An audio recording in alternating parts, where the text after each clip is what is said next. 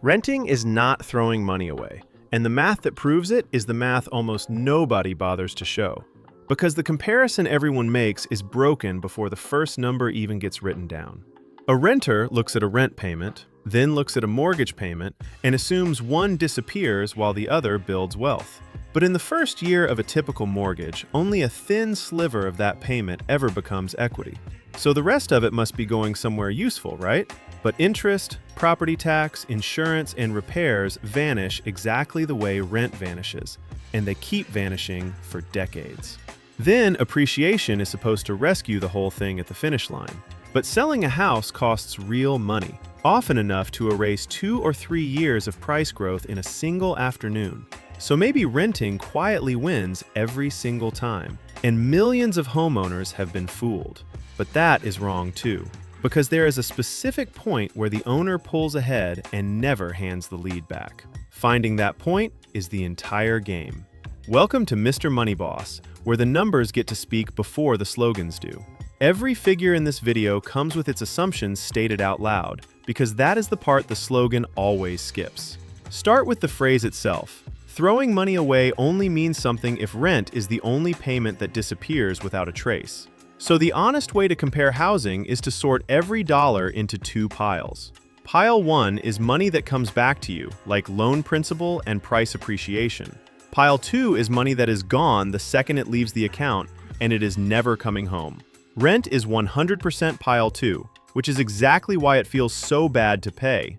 A mortgage payment is a blend of both piles, and the blend is far worse than most buyers expect. Run a real example with numbers stated in the open. Take a $400,000 home, 20% down, and a 30-year fixed loan at 6.5%. That is a $320,000 mortgage and a payment near $2,020 a month. In the very first month, about $1,733 of that goes straight to interest. Roughly $290 becomes equity, so about 86 cents of every mortgage dollar leaves and never returns. That is not building wealth. That is renting money from a bank instead of renting drywall from a landlord. It does not fix itself quickly either. After 5 full years of payments, the loan balance has dropped from $320,000 to about $299,000. 5 years of discipline moved about $20,000 into the equity column. Meanwhile, more than $120,000 in payments walked out the door. Roughly $1.06 actually stuck. The split does not reach an even 50-50 until somewhere around year 19 of a 30-year loan. Ride that loan all the way to the end, and the interest bill totals more than $400,000. That is more interest than the original loan amount, on top of the original loan amount. Now add the costs that never build a single dollar of equity in any year ever. Property taxes come first, and the national average effective rate sits near 1% of the home's value annually. On that $400,000 home, that is about $4,000 a year. In states like New Jersey and Illinois, that rate runs more than double the national average. Homeowners insurance across the country averages somewhere in the range of $2,000 to $2,500 a year. In coastal and wildfire-exposed states, premiums have climbed sharply, and some carriers have pulled out of markets entirely. Then comes maintenance, which is the cost everyone plans for and nobody actually plans for. The common estimate is 1 to 2% of the home's value each year, averaged over time. That is another $4,000 to $8,000 a year on this house. Roofs, water heaters, HVAC systems, and sewer lines do not care about your budget spreadsheet. Add an HOA and the number climbs again before the front door even opens. Stack the first year together and the picture gets uncomfortable. About $20,600 in interest, $4,000 in taxes, $2,300 in insurance, $4,000 in maintenance. That is roughly $31,000 of pure Pile 2 spending in 12 months. Around $2,600 a month, gone, with nothing recoverable attached to it. Equity built from those same 12 months of payments comes to about $3,500. So if a comparable place rents for $2,100 a month, the renter is spending less on unrecoverable housing. Not slightly less, about $500 a month less, every month, for years. Then there's the cost that gets left out of nearly every comparison. Buying a house is not free, and selling one is expensive. Closing costs for a buyer typically run 2 to 5% of the purchase price. Selling costs, including agent commissions, title work, and transfer fees, have historically landed somewhere around 6 to 9%. Rule changes in 2024 made commissions more openly negotiable in the United States, but they did not disappear. Put both ends together and a round trip costs roughly 8 to 10% of the home's value.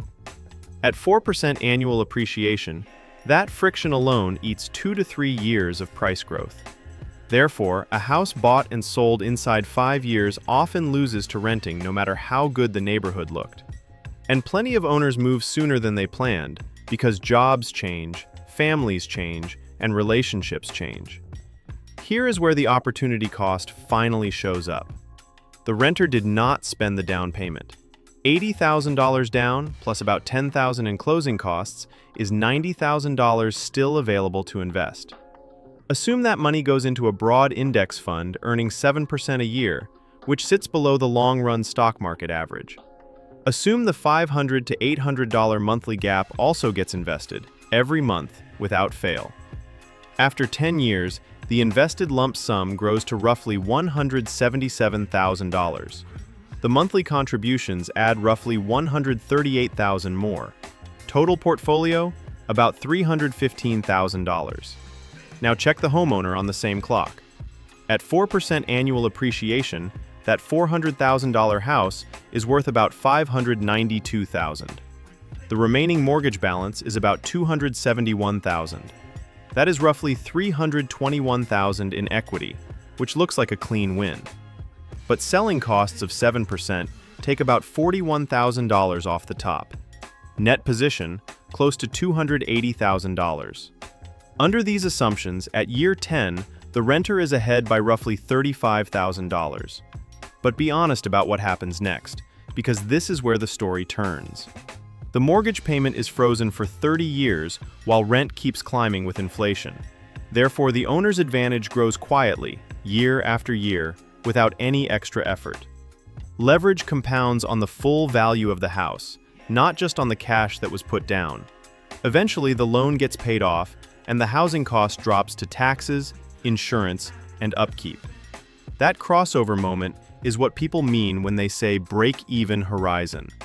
The common shorthand is 5 to 7 years, but under the assumptions above, it lands closer to a decade or beyond. In expensive coastal markets with high prices relative to rent, it can stretch much further. So stop guessing and use two tools instead. The first is the price-to-rent ratio, which is the home price divided by 1 year of comparable rent. Under about 15, buying tends to look strong. Over about 21, renting tends to win on pure math.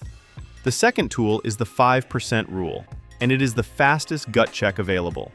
Add roughly 1% for property tax, 1% for maintenance, and 3% for the cost of capital. Multiply the home's value by 5%, then divide by 12. On a $400,000 home, that is about $1,667 a month. If comparable rent costs less than that, renting is the cheaper way to occupy the same square footage.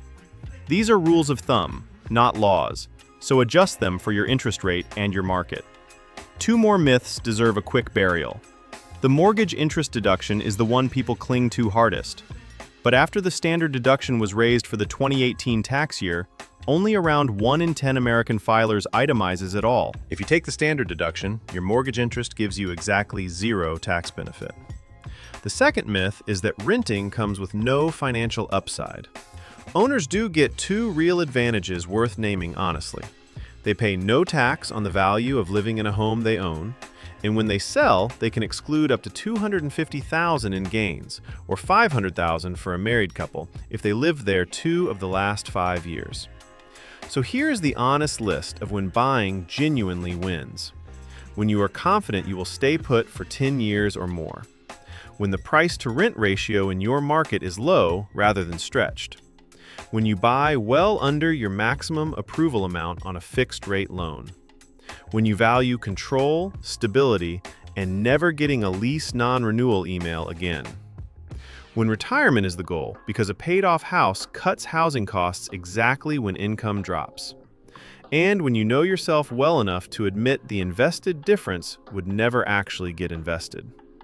That last one decides more outcomes than interest rates ever will, because the renter only beats the owner if the renter actually buys the index fund. Most people do not. The money leaks into upgrades, trips, and a slightly nicer car. A mortgage is a savings plan with a roof on it, enforced by a bank that will not accept excuses.